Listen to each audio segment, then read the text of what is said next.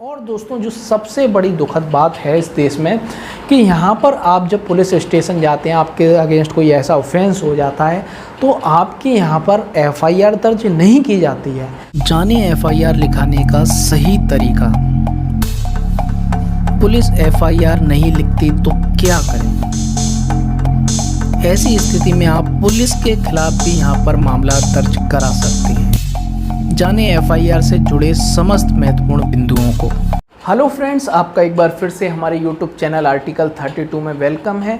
तो दोस्तों आज के लीगल वीडियो में हम बहुत ही महत्वपूर्ण लीगल टॉपिक को डिस्कस करने वाले हैं।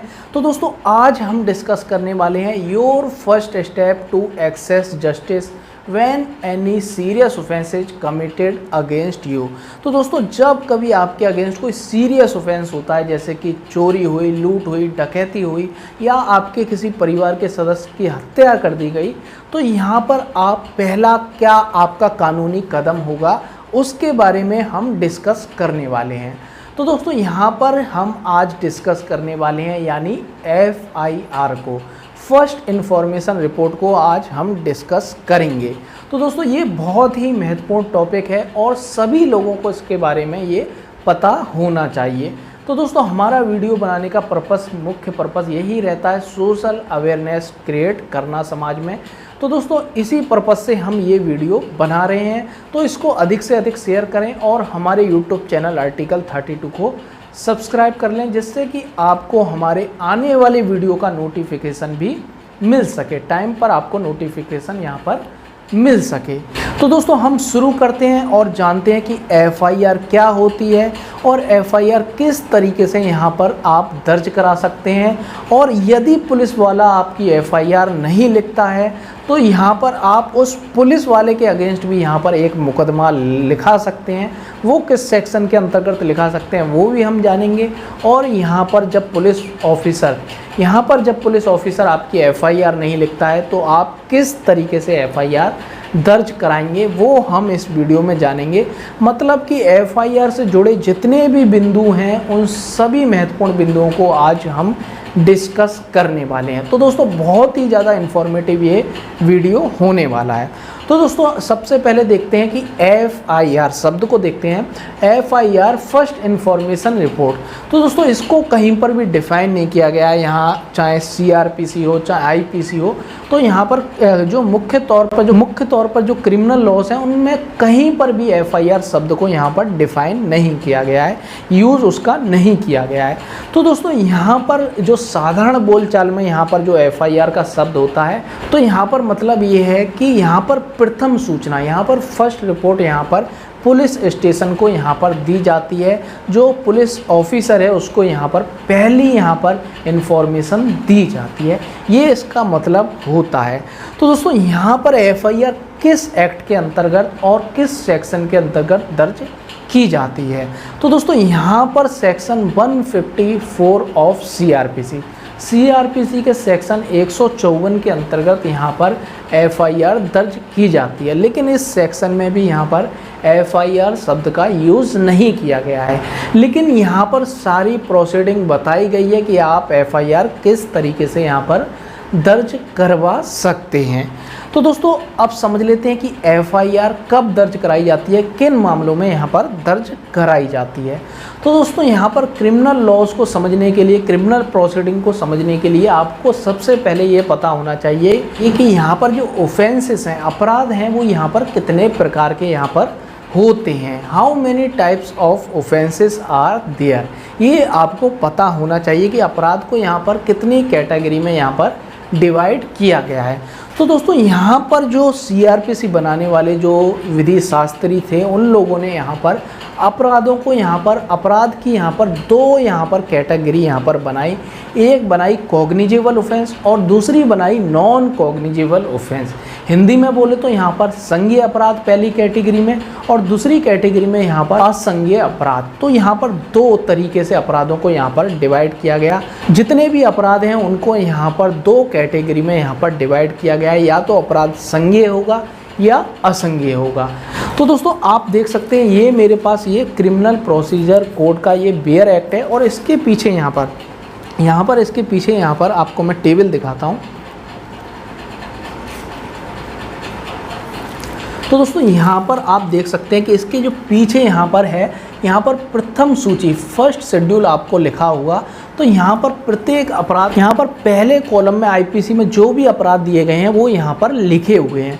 तो दोस्तों इसके आगे यहाँ पर जो कॉलम है, यहाँ पर लिखा है कि अपराध ये कॉग्निजिबल है या नॉन कॉग्निजिबल है, यहाँ पर लिखा हुआ है।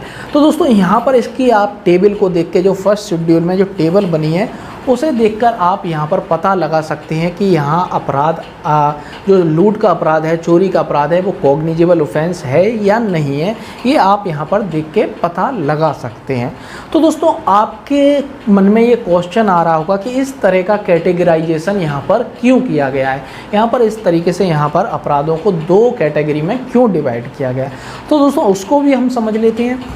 तो दोस्तों होता क्या है, आप तो जानते ही हैं दोस्तों कि पुलिस का जो नेचर होता है वो बहुत ही ज़्यादा पुलिस को यहाँ पर समाज में खतरनाक भी माना जाता है कि पुलिस अपनी शक्ति का यहाँ पर बहुत ज़्यादा गलत उपयोग करती है। ऐसा ज़्यादातर पुलिस वालों के बारे में ऐसा समझा जाता है कि वो अपनी शक्ति का यहाँ पर मिसयूज़ करते हैं। तो दोस्तों इसी को देखते हुए यहाँ पर एक कैटेगराइजेशन किया गया कि यहाँ पर जो छोटे अपराध हैं जिनमें कि तुरंत पुलिस के प्रॉम्प्ट एक्शन लेने की यहाँ पर ज़रूरत ही नहीं है, तो वहाँ पर ऑफेंस को यहाँ पर नॉन कॉग्निजिबल ऑफेंस की कैटेगरी में डाला जाए और वहाँ पर पुलिस को बिल्कुल यहाँ पर पावर नहीं होगी, बहुत ही लिमिटेड यहाँ पावर होगी। केवल वो क्या कर सकती है, आपकी एनसीआर दर्ज कर सकती है, नॉन कॉग्निजिबल रिपोर्ट आपकी दर्ज कर सकती है। और उसके बाद आप क्या होता है, आप कोर्ट जाते हैं, कोर्ट से ऑर्डर कराते हैं, जब पुलिस इन्वेस्टिगेशन कर सकती है। तो यहाँ पर नॉन कॉग्निजिबल ऑफेंस में यहाँ पर उन कैटेगरी को यहाँ पर डाला गया अपराधों की जो कि बहुत ही ऐसे प्राइवेट नेचर के थे जिनमें कि पुलिस के तुरंत गिरफ्तारी की आवश्यकता नहीं है, तुरंत एक्शन लिए जाने की यहाँ पर आवश्यकता यहाँ पर नहीं है।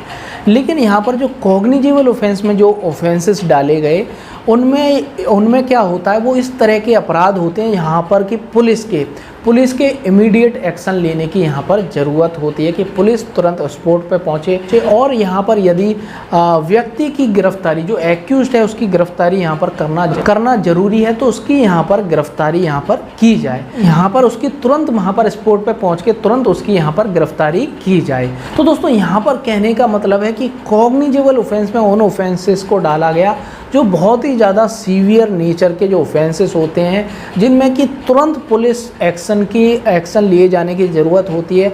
और उसमें पुलिस को ये भी पावर दे दी गई कि पुलिस यहाँ पर यदि ज़रूरत होती है तो बिना वारंट के यहाँ पर व्यक्ति को गिरफ्तार कर सकती है, उसके घर में घुस के व्यक्ति गिरफ्तार कर सकती है, कहीं स्थान पर घुसकर जहाँ पर वो अपराधी छुपा हुआ है वहाँ पर प्रवेश करके वो यहाँ उस व्यक्ति को गिरफ्तार कर सकती है। तो दोस्तों ये यहाँ पर बताया गया है। और दोस्तों यहाँ पर जो शेड्यूल, यहाँ पर लास्ट में जो शेड्यूल दिया गया है, वहाँ उस शेड्यूल का, उस अनुसूची का जब आप अध्ययन करते हैं, जो टेबल दी गई है, तो यहाँ पर आपको ये भी देखने को मिलता है कि यहाँ पर जो जिन अपराधों के संबंध में यहाँ पनिशमेंट क्या है, ज़्यादा पनिशमेंट है, 3 वर्ष या 3 वर्ष से अधिक का यहाँ पर पनिशमेंट है, तो यहाँ पर उन अपराधों को भी यहाँ पर कॉग्निजिबल ऑफेंस बनाया गया है। तो ज़्यादातर मोस्टली अपराधों को यहाँ पर इस आधार पर भी यहाँ पर कॉग्निजिबल ऑफेंस यहाँ पर बनाया गया है। तो दोस्तों ये इसका ऑब्जर्वेशन, आप बारीकी से इस टेबल का ऑब्जर्वेशन करेंगे तो आपको ये पता चलेगा। और इस टेबल में जिन अपराधों के संबंध में यहाँ पर 3 वर्ष से कम यहाँ पर इम्प्रिजमेंट का सज़ा का यहाँ पर प्रावधान है, तो यहाँ पर उसे नॉन कॉग्निजिबल ऑफेंस बनाया गया है। ये ज़्यादातर केसों में किया गया है, ये सारे ऑफेंसों के संबंध में नहीं है, लेकिन यहाँ पर 90% से ऊपर मामलों में यहाँ पर ऐसा देखने को मिलता है। तो इस आधार पे भी ये कहा जा सकता है कि यहाँ पर जो अपराध के संबंध में जो सज़ा है उसके आधार पर भी यहाँ पर इस क्रिमिनल प्रोसीजर कोड को ड्राफ्ट करने वाले जो विधि वेत्ता थे उसके आधार पे भी इन्होंने यहाँ पर इस टेबल को यहाँ पर ड्राफ्ट किया। तो दोस्तों यहाँ सेक्शन 2C और 2LB है, उसके अंतर्गत भी यहाँ पर डिफ़ाइन किया गया है कि यहाँ पर कॉग्निजिबल ऑफेंस और नॉन कॉग्निजिबल ऑफेंस क्या होते हैं। तो दोस्तों यहाँ पर बहुत ही सीमित तौर पर डिफ़ाइन किया गया है। तो यहाँ पर क्या बताया गया है, यहाँ पर मुख्य तौर पर मुख्य चीज़ यहाँ पर बता दी गई है कि यहाँ पर पुलिस ऑफिसर को बहुत ही ज़्यादा वाइड पावर होती है कॉग्निजिबल ऑफेंस के संबंध में। ये 2C में बताया गया है कि यहाँ पर जो पुलिस ऑफिसर है बिना वारंट के, मजिस्ट्रेट के द्वारा वारंट इशू किए बिना भी यहाँ पर जो पुलिस ऑफिसर है वो व्यक्ति को गिरफ्तार कर सकता है। यानी कि बिना वारंट के यहाँ पर पुलिस ऑफिसर यदि ज़रूरत है तो वो यहाँ पर व्यक्ति को गिरफ्तार कर सकता है। तो ये पावर दी गई है कॉग्निजेबल ऑफेंस के संबंध में। और यहाँ पर नॉन कॉग्निजेबल ऑफेंस जो कि 2L में डिफ़ाइन किया गया है, उसमें ये साफ तौर पे से कह दिया गया है कि यहाँ पर बहुत लिमिटेड पावर है पुलिस ऑफिसर को, वो यहाँ पर बिना वारंट के, बिना मजिस्ट्रेट के ऑर्डर के यहाँ पर व्यक्ति को गिरफ्तार नहीं कर सकती है। तो दोस्तों यहाँ पर इस तरीके से यहाँ पर 2 कैटेगरी बनाई गई हैं कि पुलिस के द्वारा जो उत्पीड़न होता है उसको यहाँ पर कम किया जा सके, रोका जा सके, ये एक प्रयास किया गया है। तो दोस्तों ये आपको इंटेंशन समझना ज़रूरी है, कि आपको कहीं और वीडियो में यहाँ पर नहीं मिलेगा, क्योंकि हम यहाँ पर जो वीडियो बनाते हैं काफ़ी रिसर्च करने के बाद बनाते हैं, काफ़ी बुक्स का यहाँ पर अध्ययन करने के बाद ये वीडियोस बनाते हैं। तो दोस्तों यहाँ पर इस तरीके से ये 2 कैटेगरी यहाँ पर बनाई गई, एक कॉग्निजेबल ऑफेंस और एक नॉन कॉग्निजेबल ऑफेंस। तो दोस्तों यहाँ पर जो FIR दर्ज की जाती है, यहाँ पर जो FIR दर्ज की जाती है वो सेक्शन 154 CRPC के सेक्शन के अंतर्गत यहाँ पर की जाती है। 154 CRPC के अंतर्गत यहाँ पर आपकी FIR दर्ज की जाती है, और ये की जाती है कॉग्निजेबल ऑफेंस के संबंध में, यानी संज्ञेय अपराध के संबंध में, जो कि अभी हमने पूरा डिस्कस किया कि संज्ञेय और असंज्ञेय अपराध क्या होता है, वो हमने पूरा बारीकी से यहाँ पर डिस्कस किया। तो दोस्तों यहाँ पर ये वीडियो लंबा हो सकता है, लेकिन आपको ये देखना है, क्योंकि आपको एक एक बारीकी चीज़ का हम इसमें सभी चीज़ों को कवर करने की यहाँ पर कोशिश करेंगे। तो दोस्तों यहाँ पर एक एग्जाम्पल हम ले लेते हैं, जिससे कि आपके ईजिली समझने आ सके पूरी जो प्रोसीडिंग है FIR दर्ज कराने की, वो प्रोसीडिंग आपको बिल्कुल ईजिली समझ में आ सके। तो दोस्तों आप मान लीजिए कि आप अपने दफ्तर से, आप अपने ऑफिस से वापस आ रहे थे, और रास्ते में आपको यहाँ पर कुछ गुंडे मिल जाते हैं, 2-3 यहाँ पर आपको गुंडे मिल जाते हैं, और आपका यहाँ पर रास्ता रोक लेते हैं, आपकी बाइक को रोक लेते हैं, और आपके सिर पे यहाँ पे तमंचा रख देते हैं, और आपसे कहते हैं कि जो भी तेरे जेब में है वो निकाल के हमें दे दे। तो दोस्तों आप इस डर की वजह से आप क्या करते हैं, आपका जो पर्स है, मोबाइल है, आपकी जेब में जो ATMs हैं, वो आप उसको निकाल के दे देते हैं। तो दोस्तों यहाँ पर कौन सा अपराध हुआ, ये अपराध होता है 392 के अंतर्गत, यहाँ पर IPC 392 के अंतर्गत लूट का अपराध होता है। तो यहाँ पर आपके साथ क्या किया गया, लूट का अपराध किया गया, और ये इस टेबल में यहाँ पर लिखा हुआ है। मैं आपको दिखा देता हूँ, जिससे कि एकदम क्लियर हो जाए यहाँ पर। तो दोस्तों यहाँ पर देखिए, तो दोस्तों यहाँ पर देखिए, यहाँ पर 392 IPC का सेक्शन 392 यहाँ पर लिखा हुआ है, इसके आगे लिखा है रॉबरी, लूट यहाँ पर लिखा हुआ है। तो दोस्तों यहाँ पर ये स्पष्ट चौथे कॉलम पे ये लिखा हुआ है, it is a cognizable offence, ये एक संज्ञेय अपराध है। तो दोस्तों यहाँ पर क्या है, आप एक साधारण व्यक्ति हैं तो आपको ये कानून की जानकारी नहीं होगी, ये संज्ञेय अपराध है या असंज्ञेय अपराध है, आपके पास CRPC की बुक भी नहीं होगी, तो आपको कुछ नहीं करना है। आपको यहाँ पर ये लगता है अपराध गंभीर है, तो आपको क्या करना है, उसकी रिपोर्ट यहाँ पर पुलिस स्टेशन में, तो उसकी रिपोर्ट यहाँ पर आपको पुलिस स्टेशन पर करनी है। तो दोस्तों यहाँ पर आप क्या करेंगे, एक एप्लीकेशन दे सकते हैं इसके संबंध में कि हमारी FIR दर्ज की जाए, मेरे साथ यहाँ पर लूट हुई है, या फिर आप आप तुरंत पुलिस स्टेशन जाते हैं और ओरली तौर पर ये बता सकते हैं कि मेरे साथ ये घटना हुई, मुझे रोक लिया गया और मुझे इस तरीके से मेरे साथ लूट कर ली गई। तो दोस्तों यहाँ पर 154 CRPC के अंतर्गत यहाँ पर दोनों यहाँ पर ऑप्शंस दिए गए हैं। आप ओरली तौर पर भी FIR दर्ज करा सकते हैं, और यहाँ पर रिटन तौर पर भी एप्लीकेशन के माध्यम से FIR दर्ज कराने की रिक्वेस्ट कर सकते हैं। तो दोस्तों यदि आप यहाँ पर ओरली यहाँ पर इंफॉर्मेशन देते हैं अपराध के संबंध में, तो यहाँ पर क्या होगा, जो SHO है, जो पुलिस अधिकारी है, वो क्या करेगा, यहाँ पर क्या करेगा, वो अपने क्लर्क को या अपने से सबऑर्डिनेट जो भी पुलिस ऑफिसर है उसको यहाँ पर कहेगा कि इनकी FIR यहाँ पर लिख ली जाए, जो ये बताए वो लिख लीजिए, यहाँ पर लिखने को कह सकता है।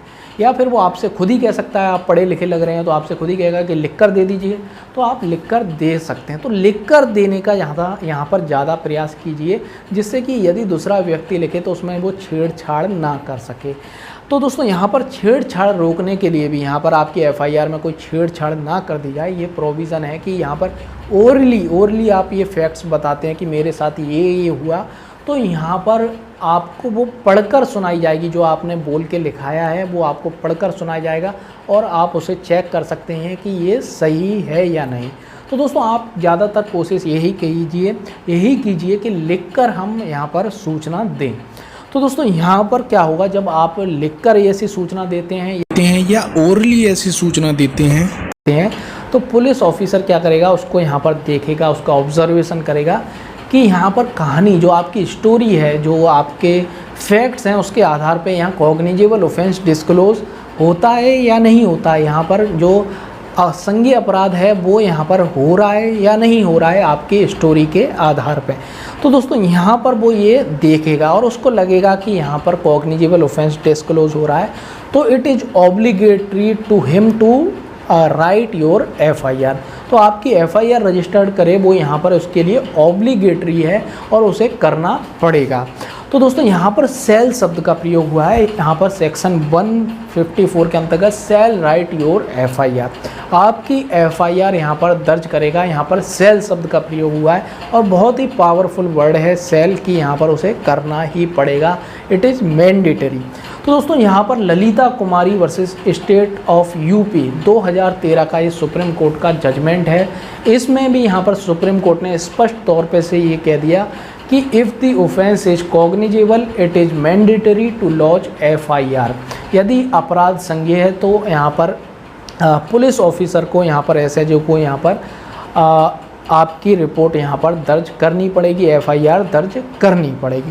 तो दोस्तों यहाँ पर और भी यहाँ पर चीज़ें डिटेल में बताई गई इस केस में कि यहाँ पर यदि पुलिस वाले को ये लग रहा है कि ये घटना झूठी है, यहाँ पर एफआईआर लिखने की ज़रूरत नहीं है, तो भी उसे यहाँ पर यदि स्टोरी के आधार पे जो यहाँ पर आपको जो एप्लीकेशन दी गई है उसके आधार पे यदि ये फैक्ट्स उजागर हो रहे हैं कि कॉग्निजेबल ऑफेंस हुआ है, तो यहाँ पर वो क्या कर सकता है, उसे यहाँ पर फेक मामला लग रहा है, ऐसा असली में नहीं लग रहा है, तो यहाँ पर वो क्या कर सकता है, प्रीलिमिनरी इंक्वायरी कर सकता है। वो एक इंक्वायरी कर सकता है, घटना स्थल पे जा सकता है, कुछ लोगों से यहाँ पर पूछताछ कर सकता है, उसके बाद वो एफआईआर कर सकता है। लेकिन उसे यहाँ पर एफआईआर दर्ज करनी पड़ेगी और यहाँ पर वो यहाँ पर प्रीलिमिनरी इंक्वायरी कर सकता है। तो प्रीलिमिनरी इंक्वायरी में आ जाएगा कि घटना सत्य है या नहीं है। तो दोस्तों ये यहाँ पर किया जाता है। और दोस्तों जो सबसे बड़ी दुखद बात है इस देश में कि यहाँ पर आप जब पुलिस स्टेशन जाते हैं, आपके अगेंस्ट कोई ऐसा ऑफेंस हो जाता है तो आपके यहाँ पर एफआईआर दर्ज नहीं की जाती है। तो दोस्तों यहाँ पर आपकी एफआईआर दर्ज नहीं की जाती है। ये दोस्तों ज़्यादातर अगर 100% लोग यहाँ पर पुलिस स्टेशन जा रहे हैं ऑफेंस के संबंध में कि हमारे अगेंस्ट कॉग्निजेबल ऑफेंस हुआ है, एफआईआर दर्ज कर ली जाए, तो उनमें से केवल 2-3% की 4% लोगों की एफआईआर यहाँ पर दर्ज की जाती है। ये बहुत ही ज़्यादा दुखद की बात है। तो दोस्तों यहाँ पर कई कारण हैं कि यहाँ पर पुलिस एफआईआर दर्ज नहीं करती। पहला कारण है कि वो अपनी रेपुटेशन बनाने के लिए कि मेरे थाने क्षेत्र में ज्यूरिडिक्शन में यहाँ पर ऑफेंसेस कम हो रहे हैं, ये दर्शाने के लिए, क्योंकि एफआईआर दर्ज होगी तो यहाँ पर एक रिकॉर्ड यहाँ पर दर्ज हो जाता है कि यहाँ पर इतने अपराधों के संबंध में यहाँ पर रिपोर्ट दी गई।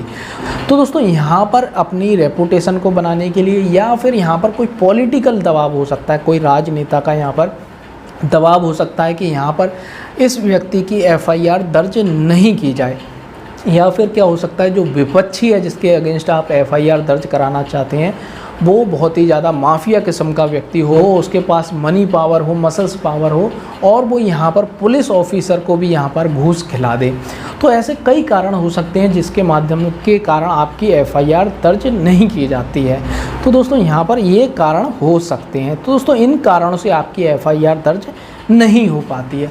तो दोस्तों अब क्वेश्चन आता है आप अब क्या कर सकते हैं। तो दोस्तों सबसे पहली बात, it is obligatory to write FIR to police officer. Police officer के लिए ये ऑब्लिगेटरी है कि यदि कॉग्निजेबल ऑफेंस डिस्क्लोज होता है तो यहाँ पर वो आपकी एफआईआर दर्ज कर ले।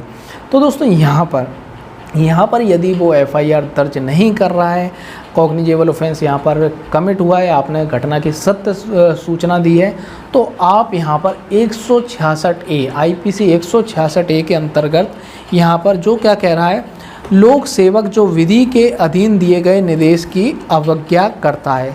Public servant disobeying direction under the law, तो उसे यहाँ पर लॉ के अंतर्गत जो डायरेक्शन दिए गए हैं, मतलब 154 के अंतर्गत भी उसे एक डायरेक्शन दिया गया है। FIR राइट करेगा, सेल शब्द का ये का प्रयोग हुआ है, मतलब डायरेक्शन दिया गया है और मैंडेटरी यहाँ पर डायरेक्शन दिया गया है। तो यहाँ पर यदि वो आपकी FIR नहीं दर्ज करता है तो 166A के अंतर्गत आप उस पुलिस ऑफिसर के अगेंस्ट भी आप मामला दर्ज करा सकते हैं, FIR दर्ज करा सकते हैं। तो दोस्तों आप उस पुलिस ऑफिसर जो SHO है, यहाँ पर SHO के जो स्टेशन हाउस ऑफिसर है उसके अगेंस्ट यहाँ पर FIR होगी, क्योंकि यहाँ पर डायरेक्शन 154 के अंतर्गत जो पुलिस स्टेशन का जो सबसे बड़ा अधिकारी होता है SHO, उसको यहाँ पर उसकी यहाँ पर ये जिम्मेदारी है कि वो FIR दर्ज करे। तो दोस्तों यहाँ पर यदि FIR दर्ज नहीं करता है तो आप 166A के अंतर्गत यहाँ पर उसके अगेंस्ट यहाँ पर कानूनी कार्रवाई कर सकते हैं। तो दोस्तों अब क्वेश्चन उठता है कि आपकी FIR यहाँ पर नहीं लिखी गई पुलिस स्टेशन पर, तो आपका नेक्स्ट स्टेप क्या है, आपको आगे यहाँ पर क्या करना है। तो दोस्तों आपके लिए यहाँ पर सेक्शन है 154 सबसेक्शन 3 गया, लेकिन उससे पहले हम एक चीज़ भूल गए, वो हम कुछ पॉइंट हम भूल गए, वो हम डिस्कस कर लेते हैं कि यहाँ पर यदि आपकी FIR दर्ज कर ली जाती है तो सबसे पहले तो FIR की आपको 154 सबसेक्शन 2 के अंतर्गत निःशुल्क कॉस्ट फ्री आपको यहाँ पर एक कॉपी दे दी जाएगी। जो आपकी FIR रजिस्टर्ड हुई है उसकी यहाँ पर कॉपी आपको दे दी जाएगी। और FIR में यहाँ पर कंपलसरी है कि यहाँ पर आपके यहाँ पर सिग्नेचर कराए जाएंगे। उस FIR पे आपके सिग्नेचर होने चाहिए। जो एप्लीकेशन आपने दी है यहाँ पर आपके यहाँ पर सिग्नेचर होने चाहिए। तो ये मुख्य बातें हैं दोस्तों इसमें। तो दोस्तों देख लेते 154(3), तो यदि पुलिस स्टेशन पे आपकी FIR दर्ज नहीं हो तो आपको क्या करना है। तो दोस्तों यहाँ पर लिखा है कि आप उस घटना की जो सूचना है, जो इन्फॉर्मेशन है, उसका सबस्टेंस, उसका सार आप किसको भेजेंगे, यहाँ पर स्पीड पोस्ट के माध्यम से, रजिस्टर्ड पोस्ट के माध्यम से आप किसे भेजेंगे, यहाँ पर SSP को, आपका जो ज़िले में SSP है या SP है उसको यहाँ पर आप भेज देंगे इन्फॉर्मेशन कि आपके अगेंस्ट ये अपराध हुआ है, और आप उसमें ये रिक्वेस्ट करेंगे सबसे नीचे कि आपकी यहाँ पर FIR दर्ज नहीं की गई पुलिस स्टेशन पे। तो यहाँ पर क्या है, जो SSP है, SSP है वो क्या होता है, ज़िले का सबसे बड़ा अधिकारी होता है पुलिस में, पुलिस ऑफिसर्स में वो सबसे बड़ा यहाँ पर अधिकारी होता है। तो यहाँ पर SSP यहाँ पर क्या कर सकता है, या तो वो खुद ही इन्वेस्टिगेशन कर सकता है, उस मामले की खुद ही इन्वेस्टिगेशन कर सकता है, या उस थाने को यहाँ पर ऑर्डर दे सकता है कि इनकी तुरंत यहाँ पर FIR लिखी जाए, ये कॉग्निजेबल ऑफेंस है, तुरंत यहाँ पर FIR इनकी दर्ज की जाए। तो दोस्तों यहाँ पर इस तरीके से आपकी FIR दर्ज हो जाएगी। लेकिन यहाँ पर 154(3) के अंतर्गत जो मुख्य चीज़ है कि यहाँ पर मे शब्द का प्रयोग हुआ है, तो ये मैंडेटरी नहीं है SSP के लिए, वो यहाँ पर कर भी सकता है और ऑर्डर नहीं भी कर सकता है, ये यहाँ पर मैंडेटरी यहाँ पर नहीं है। और दोस्तों इसके साथ ही आप एडिशनल यहाँ पर एक्शन ले सकते हैं, एडिशनल यहाँ पर कार्रवाई कर सकते हैं, जो कि यहाँ पर बुक्स में नहीं लिखी गई है, लेकिन प्रैक्टिस में जो एडवोकेट्स हैं वो करते हैं। तो आप एडवोकेट को हायर करें जिससे कि आपकी जो लीगल प्रोसीडिंग है वो एक मजबूत लीगल प्रोसीडिंग हो। तो दोस्तों यहाँ पर प्रैक्टिस में हम लोग क्या करते हैं कि यहाँ पर जो उच्च अधिकारी हैं, जैसे कि आप महिला हैं, एक वुमेन हैं आप, और आपके अगेंस्ट सेक्सुअल हरेसमेंट का कोई केस हो जाता है, तो हम क्या करते हैं यहाँ पर नेशनल वीमेन कमीशन है, उसको भी यहाँ पर वो ही जो हमने SSP को भेजा है वो ही सूचना हम यहाँ पर किसे भेजते हैं, नेशनल वीमेन कमीशन को भी एप्लीकेशन के माध्यम से भेजते हैं। और साथ ही में राष्ट्रीय मानव अधिकार आयोग, नेशनल ह्यूमन राइट कमीशन को भी भेजते हैं। और यदि मामला SC ST वर्ग से जुड़ा हुआ है, शेड्यूल कास्ट शेड्यूल ट्राइब के लोगों से जुड़ा हुआ है, तो हम यहाँ पर शेड्यूल कास्ट शेड्यूल ट्राइब यहाँ पर जो कमीशन है उसको भी यहाँ पर हम एप्लीकेशन के माध्यम से पूरी घटना को अवगत कराते हैं। तो दोस्तों इन हायर अथॉरिटीज़ को भी आप यहाँ पर अवगत करा सकते हैं, और यहाँ से भी आपको यहाँ पर रिलीफ मिलने के पूरे यहाँ पर चांस रहते हैं। तो दोस्तों आपको ये एडिशनल कार्रवाई भी करनी चाहिए। तो दोस्तों इसके लिए आप एडवोकेट को हायर करें, वो ही सबसे ज़्यादा सूटेबल आपके लिए होगा। तो दोस्तों यहाँ पर सबसे मुख्य बात है कि आपने यहाँ पर ये सारी कार्रवाई कर ली। 154(3) के अंतर्गत आपने SSP को भेज दिया स्पीड पोस्ट के माध्यम से, रजिस्टर्ड पोस्ट के माध्यम से। और यहाँ पर आपने एडिशनल कार्रवाई भी कर ली, आपने उच्च अधिकारी जो यहाँ पर नेशनल ह्यूमन राइट कमीशन है, नेशनल वीमेन कमीशन है, SC/ST आयोग है, यहाँ पर उन सबों को यहाँ पर आपने यहाँ अवगत करा दिया एप्लीकेशन भेज कर यहाँ पर स्पीड पोस्ट के माध्यम से। लेकिन आपकी FIR अब तक दर्ज नहीं की गई। तो दोस्तों यहाँ पर आपके लिए खुलता है थर्ड डोर, तीसरा दरवाज़ा आपके लिए खुल जाता है कानून का। वो होता है 156(3) का प्रार्थना पत्र, सेक्शन 156 सबसेक्शन 3 का प्रार्थना पत्र आपने बहुत ज़्यादा सुना होगा। तो दोस्तों आप यहाँ क्या करते हैं, अपने यहाँ पर एडवोकेट के माध्यम से यहाँ पर ये मजिस्ट्रेट कोर्ट में, यहाँ पर मजिस्ट्रेट कोर्ट में एक प्रार्थना पत्र देते हैं कि मैंने यहाँ पर ये सारी कार्रवाई पूरी कर ली। यहाँ पर 154 की मैं पुलिस स्टेशन में भी गया, मैंने SSP को भी यहाँ पर एप्लीकेशन भेजी, और यहाँ अथॉरिटीज़ जो हायर अथॉरिटीज़ हैं उनको भी यहाँ पर मैंने एप्लीकेशन दी, लेकिन मेरी कोई FIR यहाँ पर दर्ज नहीं की गई। तो दोस्तों यहाँ पर इस तरीके से आप यहाँ पर 156(3) का प्रार्थना पत्र न्यायालय में दे सकते हैं, और न्यायालय यहाँ पर क्या कर सकता है, आपकी FIR दर्ज करने का संबंधित थाने को ऑर्डर दे सकता है। मतलब SHO को यहाँ पर, जो आपके क्षेत्र का थाना है उसके SHO को यहाँ पर ऑर्डर दे सकता है कि इनकी FIR दर्ज की जाए और तुरंत इस मामले में इन्वेस्टिगेशन शुरू कर दी जाए। तो दोस्तों ये यहाँ पर होता है दोस्तों। तो दोस्तों यहाँ पर भी एक मुख्य बात है कि यहाँ पर भी ये मैंडेटरी नहीं है कि वो आपकी FIR दर्ज करे, 156(3) के अंतर्गत भी यहाँ पर ये मैंडेटरी नहीं है। तो दोस्तों यहाँ पर क्या है, यहाँ पर वो 3 चीज़ें करता है, जो प्रैक्टिकल वे में हम चीज़ें देखते हैं तो यहाँ पर वो 3 चीज़ें करता है। या तो आपकी जो एप्लीकेशन है उसे अलाउ कर दे, मतलब कि FIR दर्ज करके इन्वेस्टिगेशन का ऑर्डर दे दे वो संबंधित थाने को। तो ये यहाँ पर अगर कर देता है तो मतलब आपकी FIR दर्ज हो गई। और दूसरी कंडीशन ये है कि आपकी FIR की जो एप्लीकेशन है, आपकी जो 156(3) की जो एप्लीकेशन है उसको यहाँ पर एकदम उसको रिजेक्ट कर दे कि यहाँ पर इस तरह का तो कोई अपराधी नहीं बनना है, और यहाँ पर उसके संबंध में ऑर्डर पास कर दे कि ये हम इसको रिजेक्ट करते हैं, ऐसा कोई कॉग्निजेबल ऑफेंस हमें नहीं दिखाई देता है। तो यहाँ पर आपकी एप्लीकेशन को रिजेक्ट भी कर सकता है। और थर्ड यहाँ पर क्या कर सकता है, एज अ कंप्लेंट, आपके केस को यहाँ पर एज अ कंप्लेंट ट्रीट कर सकता है, आपके मामले को कंप्लेंट केस की तरह चला सकता है। तो दोस्तों अब आपके दिमाग में क्वेश्चन आएगा कि कंप्लेंट केस क्या होता है। तो दोस्तों कंप्लेंट केस क्या होता है वो हम देख लेते हैं। तो दोस्तों यहाँ पर जो कंप्लेंट केस होता है वो सेक्शन 200 के अंतर्गत यहाँ पर दाखिल किया जाता है। तो दोस्तों यहाँ पर व्यक्ति कंप्लेंट कराने के लिए यहाँ पर 200 के अंतर्गत एक प्रार्थना पत्र देता है, और यहाँ पर 156(3) में यहाँ पर सुखवासी का केस और भी केस यहाँ पर हैं।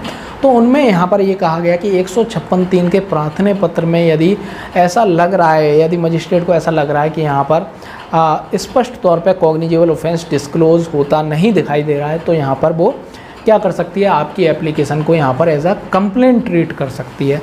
तो कंप्लेंट केस का मतलब है कि यहाँ पर जो पुलिस का रोल है वो पूरा यहाँ पर ख़त्म हो जाता है।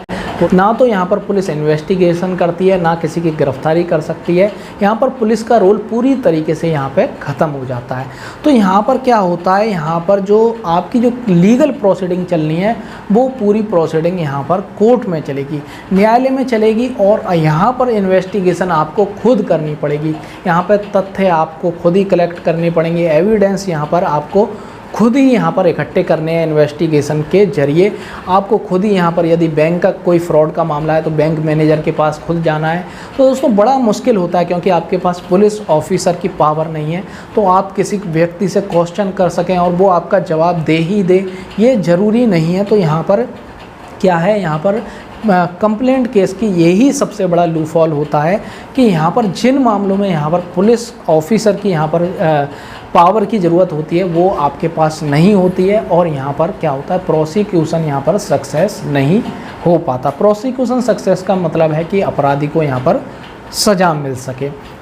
तो दोस्तों यहाँ पर कंप्लेंट केस के कुछ फ़ायदे भी होते हैं और यहाँ पर नुकसान बहुत ज़्यादा होते हैं। तो दोस्तों यदि यहाँ पर डॉक्यूमेंट को लेकर, कोई यहाँ पर लिखित डॉक्यूमेंट है उसको लेकर यदि कोई यहाँ पर विवाद उत्पन्न होता है, कोई ऑफेंस कमिट होता है जैसे कि चेक बाउंस, तो ऐसे मैटर में कंप्लेंट केस ज़्यादा बढ़िया रहता है। क्योंकि कंप्लेंट केस में यहाँ पर आपका चेक बाउंस हो गया तो यहाँ पर आपको रिटर्न मेमो मिलेगा, चेक भी आपको मिलेगा, तो आपके पास सारे एविडेंस रहते हैं, पुलिस इन्वेस्टिगेशन की वहाँ पर कोई ज़रूरत नहीं पड़ती है। तो दोस्तों ये समझने की बात है। लेकिन आपके अगेंस्ट लूट का अपराध हो गया, अब आप किस तरीके से इन्वेस्टिगेशन करेंगे, कहाँ उन्हें खोजेंगे? पुलिस के पास तो सारे सिस्टमेटिकली मेथड होते हैं, टेक्नोलॉजी होती है कि वो साइंटिफिक एविडेंस कलेक्ट कर सकती है, टेक्नोलॉजी का यूज़ कर सकती है। तो दोस्तों यहाँ पर ऐसे केसेस में ज़्यादातर जो ऑफेंसेस हैं उन मामलों में यहाँ पर कंप्लेंट केस में यहाँ पर प्रोसिक्यूशन सक्सेस नहीं हो पाता है। आप यहाँ पर इन्वेस्टिगेशन खुद नहीं कर पाएंगे, एविडेंस कलेक्ट नहीं कर पाएंगे। तो दोस्तों यहाँ पर यदि 156(3) का प्रार्थना पत्र भी आपने न्यायालय में दिया और यहाँ पर मजिस्ट्रेट के द्वारा उसको अलाउ नहीं किया गया, संबंधित थाना क्षेत्र में यहाँ पर ऑर्डर नहीं दिया गया कि आपकी एफआईआर दर्ज की जाए, और या तो उसे रिजेक्ट कर दिया गया या एज ए कंप्लेंट ट्रीट कर दिया गया। तो दोस्तों एज ए कंप्लेंट ट्रीट कर दिया गया, आप खुश हैं कि कंप्लेंट ट्रीट कर दिया गया है और आपका मामला डॉक्यूमेंट को लेकर है, रजिस्ट्री आपके प्लॉट की रजिस्ट्री को लेकर है, इस तरह का कोई डॉक्यूमेंट को लेकर यहाँ पर फर्जी डॉक्यूमेंट को लेकर यहाँ पर कोई मामला है जिसमें आपको लगता है कि यहाँ पर तो ज़रूरत ही नहीं है पुलिस इन्वेस्टिगेशन की, मेरे पास सारे एविडेंस हैं, तो आपको ज़रूरत नहीं है कि यहाँ पर आगे एफआईआर दर्ज कराने के और प्रयास किए जाएं। लेकिन आप फिर भी एफआईआर दर्ज कराना चाहते हैं या आपकी एप्लीकेशन यहाँ पर 156(3) की रिजेक्ट हो गई है, तो दोनों मामलों में आपका मामला कंप्लेंट केस ट्रीट कर लिया गया है या आपकी एप्लीकेशन बिल्कुल रिजेक्ट कर दी गई है, कोर्ट में भी आपका केस नहीं चलेगा, तो यहाँ पर आपके पास जो फोर्थ ऑप्शंस रहता है वो यहाँ पर क्या रहता है, यहाँ पर रहता है आपके पास फोर्थ ऑप्शंस क्या रहता है, यहाँ पर फोर्थ ऑप्शंस यहाँ पर आपके पास क्या रहता है 397, यानी कि आपके पास रहता है अब रिवीजन का ऑप्शन से, आप रिवीजन में जा सकते हैं और रिवीजन के अंतर्गत आप हाई कोर्ट में एप्लीकेशन दे सकते हैं या फिर आप कोर्ट ऑफ सेशन में किसी एक न्यायालय में आप एप्लीकेशन दे सकते हैं, यानी कि अपने ज़िले में जो कोर्ट ऑफ सेशन है उसमें आप एप्लीकेशन दे सकते हैं रिवीजन की, या फिर हाई कोर्ट में आप एप्लीकेशन दे सकते हैं। तो जो आपको सूटेबल लगता है उसमें आप यहाँ पर 156(3) का जो ऑर्डर मजिस्ट्रेट के द्वारा किया गया उसके अगेंस्ट आप रिवीजन की एप्लीकेशन दे सकते हैं। रिवीजन की एप्लीकेशन का मतलब है जैसे कि एप्लीकेशन यहाँ पर अपील की होती है, अपील आप जानते ही हैं, इसी तरीके से एक रिवीजन की एप्लीकेशन होती है, उसमें आप यहाँ पर ग्राउंड्स लिखते हैं कि यहाँ पर मजिस्ट्रेट ने अपनी जो उसकी डिस्क्रिशनरी पावर है उसका ठीक से यूज़ नहीं किया गया, उसका अवैध यहाँ पर यूज़ किया गया है और तमाम उसकी गलतियों को यहाँ पर बताते हैं और अपने सारे फैक्ट्सों को यहाँ पर उजागर करते हैं एप्लीकेशन के माध्यम से। तो दोस्तों यहाँ पर रिवीजन में यदि आपकी घटना यहाँ पर सत्य होती है तो यहाँ पर पूरे यहाँ पर चांस होते हैं कि यहाँ पर कोर्ट ऑफ सेशन के द्वारा या हाई कोर्ट के द्वारा जहाँ भी आपने एप्लीकेशन लगाई गई है वहाँ से आपके एफआईआर दर्ज कराने के यहाँ पर ऑर्डर हो जाएं। तो दोस्तों ये सब स्टेप रहते हैं एफआईआर दर्ज कराने के। तो दोस्तों इतनी कोशिश करने के बाद कहीं ना कहीं आपकी एफआईआर दर्ज हो जाती है। तो दोस्तों यदि आपकी घटना सत्य है तो यहाँ पर आपकी एफआईआर होने के बहुत ज़्यादा चांस हो जाते हैं। तो दोस्तों ये है एफआईआर का पूरा प्रोसीजर, आपने समझ लिया। एक बार शॉर्ट में हम फिर से समझ लेते हैं। तो दोस्तों यहाँ पर मान लीजिए कि आप कोई महिला हैं, आपके अगेंस्ट कोई सेक्सुअल हरासमेंट का यहाँ पर केस होता है, यहाँ पे आपके अगेंस्ट कोई सेक्सुअल हरासमेंट का यहाँ पर ऑफेंस होता है कमिट, तो यहाँ पर आप क्या करेंगे, पुलिस स्टेशन जाएंगे। पुलिस स्टेशन में आपकी एफआईआर नहीं लिखी गई तो आप यहाँ पर एसएसपी को यहाँ पर इन्फॉर्म करेंगे by speed post, registered post, और यहाँ पर आप नेशनल साथ में क्या कर सकते हैं, नेशनल विमेन कमीशन को यहाँ पर रिपोर्ट कर सकते हैं और यहाँ पर मुख्यमंत्री को और भी उच्च अधिकारियों को यहाँ पर इन्फॉर्म कर सकते हैं। तो भी यदि आपकी एफआईआर दर्ज नहीं होती है तो दोस्तों आपके पास तीसरा ऑप्शन होता है 156(3) के माध्यम से आप न्यायालय में एप्लीकेशन दे सकते हैं कि हमारी यहाँ एफआईआर दर्ज नहीं की गई, जो भी प्रोसीजर था हमने सब अपनाया लेकिन हमारी एफआईआर दर्ज नहीं की गई, इसलिए आपसे रिक्वेस्ट है कि एफआईआर दर्ज करने के यहाँ पर आदेश दिए जाएँ। तो दोस्तों यहाँ पर हो सकता है कि आपकी एफआईआर दर्ज हो जाए। तो एफआईआर दर्ज करने का यहाँ पर मजिस्ट्रेट ऑर्डर दे दे संबंधित थाना क्षेत्र को।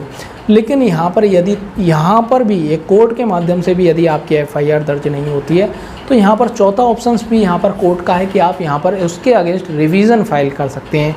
जो यहाँ पर ऑर्डर, यहाँ पर लिखित ऑर्डर होगा आपकी 156(3) को रिजेक्ट करने का या एज अ कंप्लेंट ट्रीट करने का, तो यहाँ पर उसके अगेंस्ट आप कोर्ट ऑफ सेशन में या हाई कोर्ट में किसी एक न्यायालय में यहाँ पर आप उसके अगेंस्ट यहाँ रिवीज़न की एप्लीकेशन दे सकते हैं। वहाँ से आपको पूरे चांस रहते हैं कि आपकी FIR यहाँ पर दर्ज हो जाए। तो दोस्तों ये सब ये लीगल प्रोविज़न है FIR दर्ज कराने के लिए सब। तो दोस्तों हमने ये समझ लिया पूरा प्रोसीजर FIR का। तो दोस्तों यदि आपको हमारा ये वीडियो अच्छा लगा हो तो हमारे YouTube चैनल को सब्सक्राइब कर लीजिए और don't forget to press bell button so that you can get easily notification of our upcoming videos. तो दोस्तों थैंक यू वेरी मच।